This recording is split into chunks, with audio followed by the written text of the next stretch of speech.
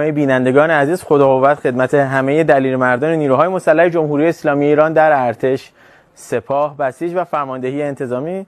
خدا قوت میگیم به همشون. در تصاویری که امروز از لاشه های هلیکوپترها و هواپیماهای آمریکایی دیدیم، یک تصویر خیلی توجه ما رو جلب کرد که همین هست. دقایق پیش هواپیمای کل سپاه پاسداران این تصویر در اختیار خبرگزاری صدا و سیما قرار داد.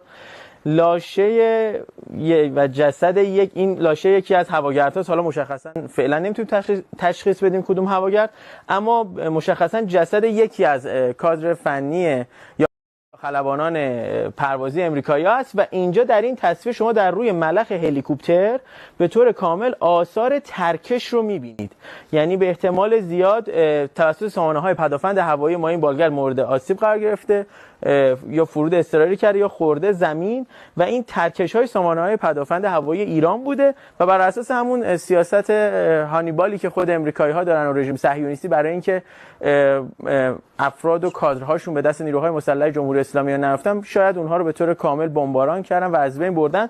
این جنازه یکی از امریکایی‌هاست، مشخصا در یکی از هواگردها. شما در اینجا میتونین کنسول وسط هواگرد رو ببینید و صفحه کنترل نمایش اون